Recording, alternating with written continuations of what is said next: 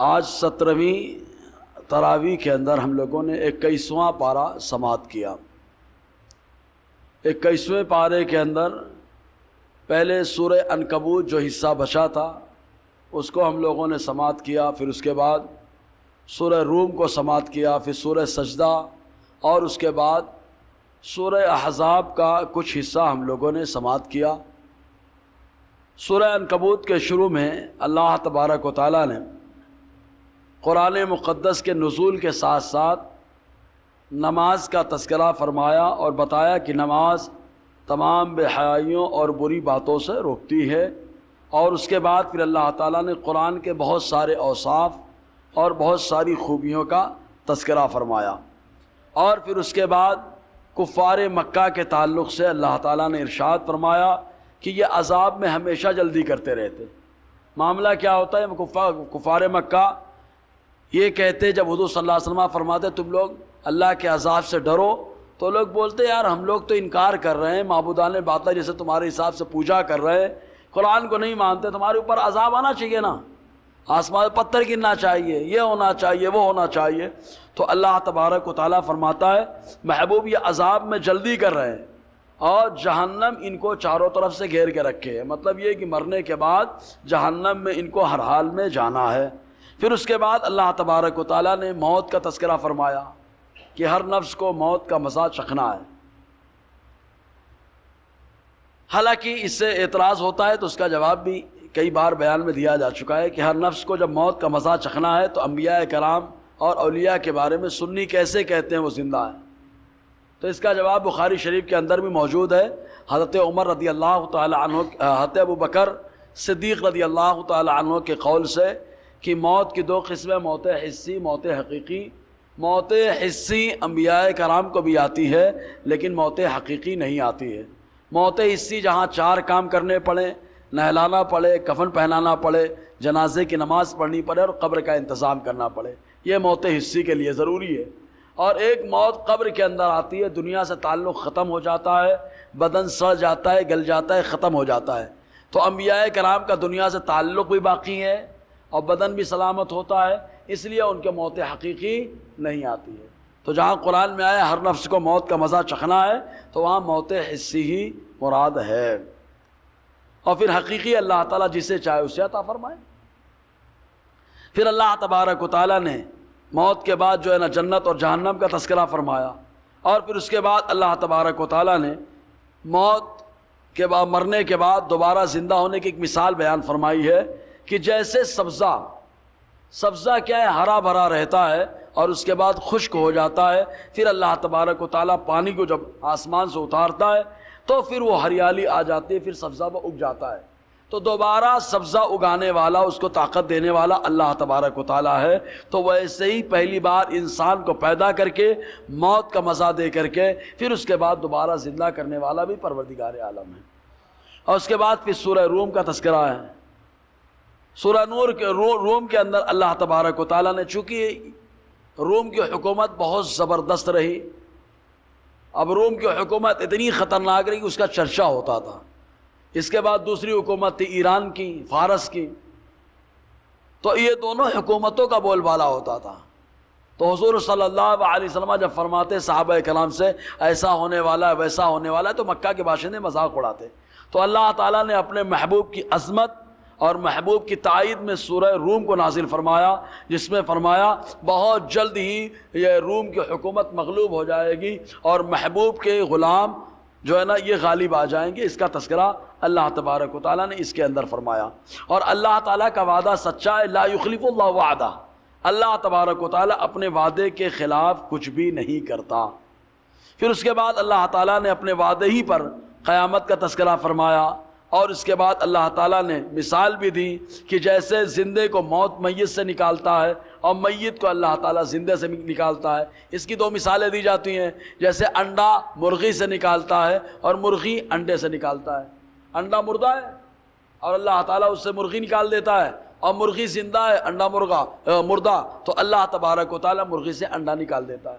اور دوسری اس کی مثال دی جاتی ہے جیسے مادہ منویہ کی، مردہ ہے وہ، انسان سے اللہ اس کو نکال دیتا ہے اور اسی مادے سے انسان کو اللہ تعالیٰ دوبارہ پیدا فرما دیتا ہے۔ تو اسی طریقے سے اللہ تعالیٰ نے اس کا تذکرہ فرمایا، اور پھر اس کے بعد اللہ رب العزت نے جو ہے بارش وغیرہ کا تذکرہ کیا، بارش، چمک اور کڑک وغیرہ کا تذکرہ اللہ تعالیٰ نے فرمایا ہے۔ اور اس کے بعد سورہ سجدہ، سورہ لقمان، سورہ لقمان میں یہ لقمان حکیم نے جو اپنے بچے کو خاص وصیت کی تھی، ان میں بہت اہم وصیتیں رہی ہیں۔ ان میں انہوں نے بات کرنے کا طریقہ بتایا کہ کیسے بات کیا جائے۔ سب سے پہلے کیا انہوں نے وصیت کی؟ پہلے ایک آیا، اے بیٹا اللہ کے ساتھ کسی کو شریک مت ٹھہرانا، لا تشرک باللہ۔ یہ ذہن ملا کہ ہم لوگوں کو اپنے بچوں کی تربیت کرنی چاہیے تو پہلے اللہ تعالیٰ کی وحدانیت بتانا چاہیے، اللہ تعالیٰ کے ذات اور اوصاف کے بارے میں بتانا چاہیے۔ پھر اس کے بعد اللہ تبارک و تعالیٰ نے فرمایا، کہتے لقمان نے کیا ہے اپنے بیٹے کو دوسری وصیت کیا کی تھی کہ بیٹا اپنے ماں باپ کی فرما برداری کرنا اور ان کا شکر ادا کرنا۔ مطلب والد تو خود ہی ہیں اور استاذ بھی تھے، تو ماں باپ کے شکر کا اور ادب کرنے کا سلیقہ بھی اپنے بیٹے کو سکھایا۔ اور ساتھ ہی ساتھ جو ہے نا آپ نے اپنے بیٹے کے بارے میں بتایا، بیٹا اگر ذرہ برابر بھی تمہارے اندر دکھاوا ہوگا تو نقصان اٹھائیں گے، اور اگر اس کی پیروی کر لیا جس نے اللہ تعالیٰ کی بارگاہ میں رجوع کیا، اللہ تمہیں کامیابی عطا فرمائے گا۔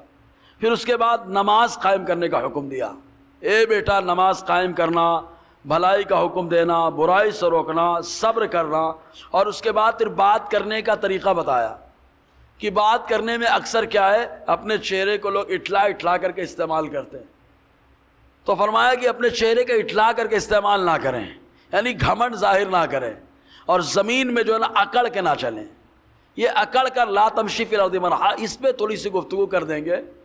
اکڑ کر کے چلنا یہ اللہ تعالیٰ کو پسند نہیں ہے، لیکن کفار کو دبانے کے لیے اور ان کو بتانے کے لیے کہ ہم کو فرق نہیں پڑتا تمہاری کثرت سے، اگر آدمی اکڑ کے چلتا ہے تو یہ رب کو پسند رہا ہے۔ حضرت موسیٰ علیہ السلام فرعون اور فرعونیوں کے پاس جب بھی جاتے تو اکڑ کر کے جایا کرتے، اور خود حضور صلی اللہ علیہ وسلم نے صحابہ کرام کو رمل کرنے کا حکم دیا طواف میں۔ کیوں؟ کیونکہ مکہ کے باشندوں نے مذاق اڑایا تھا، ارے دبلے دبلے لوگ کیا کریں گے، آ کے 7 چکر لگائیں گر پڑیں گے۔ تو حضور صلی اللہ علیہ وسلم نے بتایا، فرمایا کہ بتاؤ ان کو کہ ہم 3 چکر کیسے چلتے ہیں، پھر اس کے بعد کیسے ہم لوگ چلتے ہیں، تو اکڑ کے چلنا۔ بہرحال اس کے بعد پھر چلنے میں بہت زیادہ تیز آدمی چلے تو بھی پھوہڑ لگتا ہے، اور بہت زیادہ سلو چلے تو بھی پھوہڑ ہے۔ تو آپ فرماتے ہیں اے بیٹا درمیانی چال سے چلا کرو، نہ زیادہ تیز نہ زیادہ سلو، اور بات کرنے کے انداز جو ہے، بات زیادہ چلا کر کے آدمی بات کرتا ہے تو بھی خراب لگتا ہے، اور بالکل سلو کرے تو سمجھ میں نہیں آتا ہے۔ تو اس کے بارے میں بھی کہا کہ بیٹا اپنی آواز نارمل رکھا کرو، پست رکھا کرو۔ کیوں؟ کیونکہ آواز میں سب سے بری آواز گدھے کی آواز ہوتی ہے، اور وہ بہت زیادہ چیختا ہے، تو اس کی وجہ سے پسند نہیں آتی ہے بات۔ بہرحال تو لقمان حکیم کا اس میں تذکرہ ہوا۔ پھر سورہ سجدہ میں اللہ تعالیٰ نے کئی چیزوں کا تذکرہ، اکثر ملتی جلتی باتیں ہیں، عبادتوں کا تذکرہ کیا۔ پھر اس کے بعد سورہ احزاب میں ہم نے جتنا پڑھا ہے ان میں چند باتیں بڑی اہم رہی ہیں۔ پہلی بات، گود لیا ہوا بچہ، گود لیے ہوئے بچے کے تعلق سے کہ ولدیت میں کس کا نام استعمال ہو۔ اپنے یہاں کیا بولتے ہیں کہ یار ہم نے گود لے لیا، ہم اپنا نام ڈالیں گے ورنہ دھوکہ دے دیا، تو یہاں سگا لڑکا دھوکہ دے رہا ہے، اور یہ گود لیے ہوئے پہ ڈیپینڈنٹ ہے۔